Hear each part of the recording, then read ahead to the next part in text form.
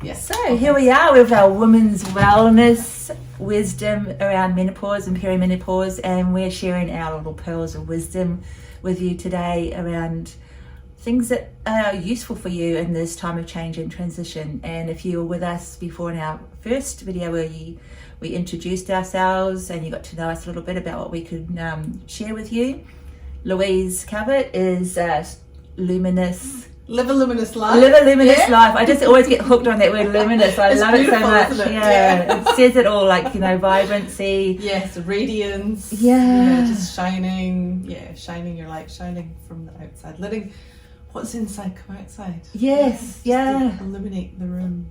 And yes, and recognizing in a time of our life where we might not be feeling that way, that it is achievable. And myself, creator of Mayella Organics, which is herbal teas, skincare and nutritional blends.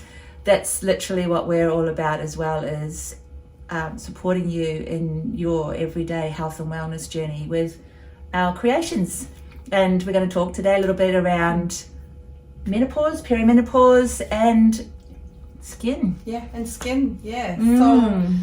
So I mean, certainly for myself and what I experience, I'm 52 this year. So what I've experienced is, skin changes happening for me.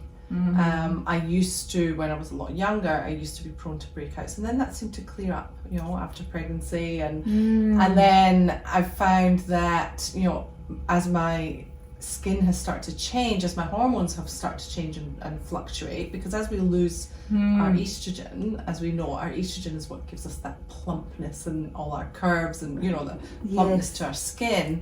And as that starts to decline, then we can lose a lot of the elasticity and the collagen in our skin as well. And also with the fluctuations too, it can make us more prone to breakouts again as well. And even things like sometimes like rosacea or other skin conditions, making our skin just more sensitive as well. So what I wanted to talk to you about today, Amanda, and get a little bit of guidance on, because you have an absolutely beautiful natural skincare range. Thank you. And I just wanted to just get a little bit of guidance from you as to which of your products would be most appropriate for a maturing skin. And when I say maturing skin, I mean from 35 upwards. Yes. And also, that can help to address some of those main concerns, but also be gentle enough to not cause that sensitivity or irritation that we can sometimes experience as well. So over to you. Yeah, thank you. It's a great question though, and it's really beautiful how you laid that foundation of talking around change throughout life, because even as you say, with pregnancy, our skin can go to completely opposite of what it was before, or be chaotic during the pregnancy and beautiful again afterwards. It's all about our hormones and what's happening in that inner world. Yes. And how we support those times of change and transition. And I think from how we support people with our skincare is our daily routine is kind of broken up into 5 categories, which sounds a lot, but it's not a lot. So we have a cleanse, exfoliation, vitamize, nourish and protect, which kind of gives people the opportunity to experience, okay, so how am I cleansing my skin? What do I need to do there? Because you definitely need to remove the dirt of the day from your face, whether it's makeup or perspiration or just the environmental pollutions. It's got to go every day. I think sometimes certainly when we're younger, or if we are prone to more oily skin or the breakouts, we tend to even go a little bit overboard, don't we? We can sometimes strip the skin of its natural oils and its natural protective coating, can't we? So it's really great point, because I think it is distressing when you feel that your skin is overproducing, but the key there is to understand that it's not about trying to stop it by removing it as dramatically as you can. It's about, because then the skin wants to produce more, because the oil is a protective mechanism against the environment. It's our acid mantle. and forms part of that barrier that protects our skin against viruses, environmental insults, all kinds of things. Yeah. So literally, as you just shared, removing those oils, gentle is always the way. And in our cleansing routine, we have a lotion cleanser, which has some AHAs in it, and then we have a cleansing serum, which is an oil serum. And people go, why would you use oil on oil? But that's the part of the magic, because with the right oils that are non-congestive and have a great affinity with the skin, it actually serves as a calming influence on the skin, and you're lifting off dirt, makeup, sunscreens gently without enhancing that sensitivity or creating more irritation. So would you say that you're actually supporting the skin to do the job that it's actually already doing? Yes, rather than stripping away, yes, and taking away from its own natural ability to cleanse. Yeah, beautiful. Yes, exactly. And I think that's one of our key approaches, is that we want to enhance skin function, not replace skin function or disrupt skin function. So forming a relationship with what your skin wants to do is how you can have that variability with how much you put on of Mayella, less or more, and in creating your own personalised wardrobe of skincare. Oh, I like that. Yeah. A wardrobe of skincare. Yeah, it sounds really like, oh yes.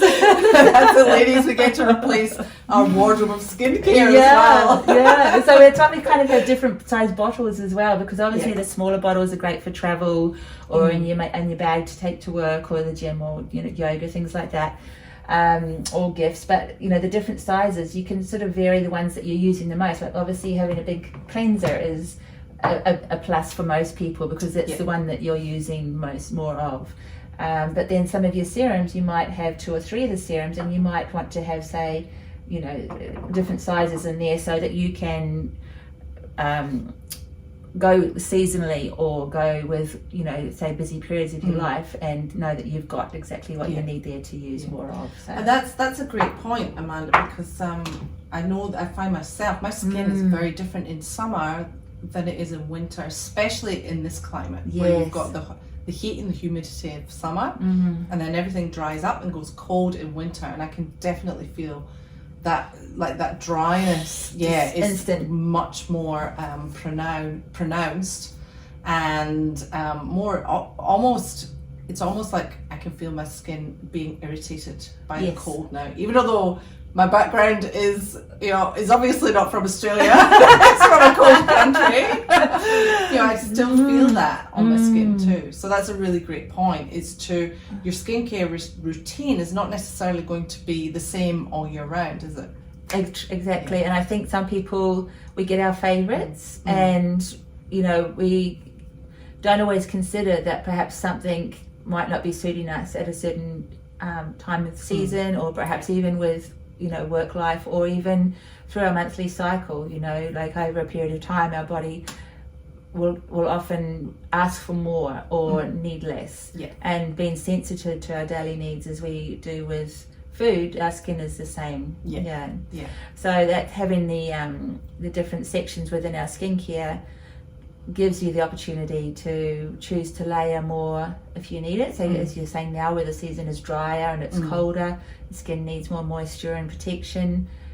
You've got that opportunity to do that with our serums and lotions, and trap the healthy oils in there and the moisture in there, but it doesn't congest the skin. They're all very, you can put up to 3 or 4 of the products on, and it'll feel like your skin is just breathing, which again is another beautiful feeling. You don't feel as if you've got layers of, because they're actually getting absorbed into the skin, so they're actually reaching where they need to reach, rather than just sitting on top like makeup would. Exactly. Yes, and again, it's that integration with the skin function and the affinity with the skin oils and moisture levels.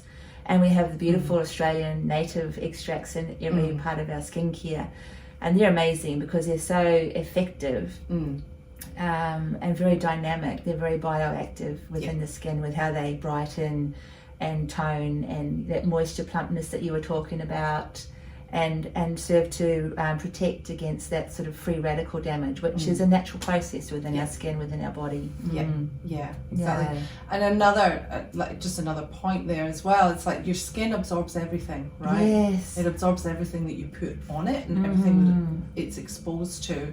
So this is why it's so important to make that change from using products that are very heavy in chemicals to something that's much more natural, especially, you know, as we do like at any time in life, but we certainly notice it more at the times where our hormones need that extra support, or that, you know, that to be upset less. Absolutely. Right? The inflammation sensitivity is like, you know, it goes from like, it's sort of like a virus, it goes from low to medium to highly volatile. It's like we are much more sensitive, and as you say, even though we might be needing things that are deeply replenishing or bioactive, it doesn't mean that they need to be harsh or you know, stripping away, or you know, the chemicals in there to do the things, because nature literally has all the gifts that we need, and there's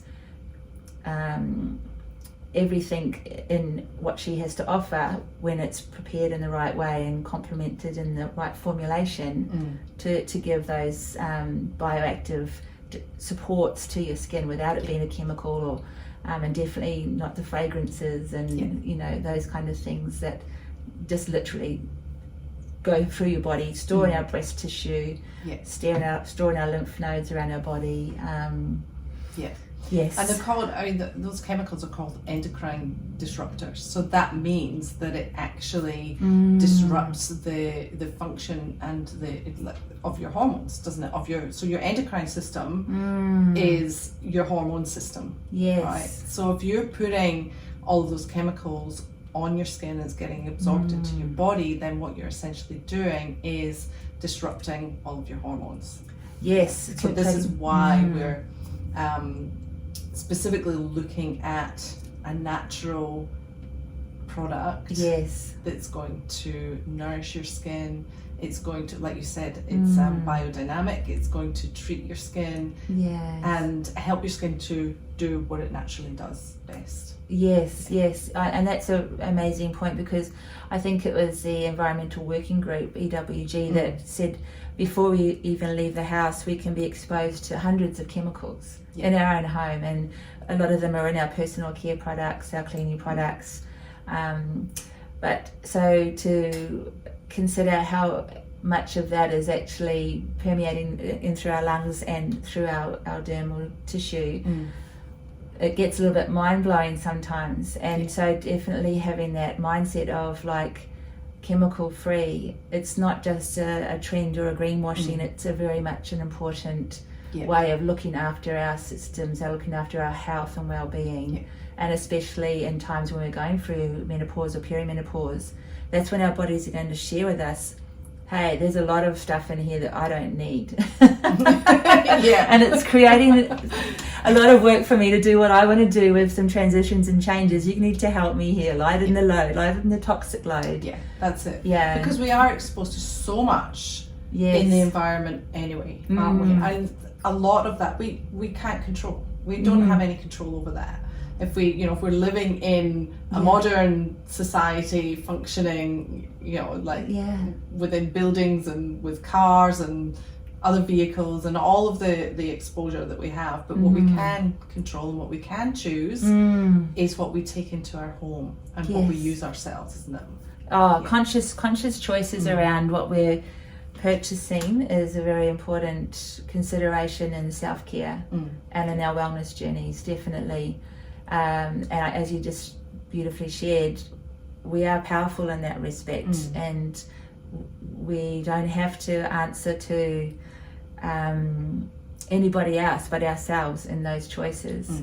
And there really is just such a lot of choice now available, and that whole consideration of what you said right at the beginning of living a luminous life from the inside out.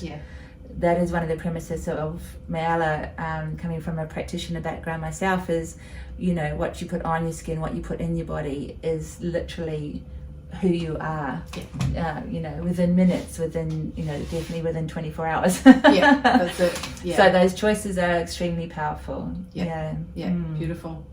Thank you. Yes. Thank you for listening, and hang around and maybe like or subscribe if you want to hear a bit more. We're going to share a few more talks around ways that you can make conscious choices in your life and transition through these times of perimenopause and menopause luminously. Yes. Yeah. Yes. And I'm looking forward very much, Amanda, to you giving me my skincare recommendations. Yes, well, I think we're going to have you in for a facial and do it that way, because that's always a really lovely way to find out how the skin feels, you know, like the different products. And I had a lady in during the week and picking up some of her products, and she was sharing how the last time she had a facial, she just had to wipe it all off as soon as she got out because she felt like her skin couldn't breathe. Right, yeah. And I said, well, that's why I created a skincare range. Literally one of those reasons. So it is beautiful to have something on your skin that feels natural, feels real, and supports you in living your best life. Yeah, Thank you for listening.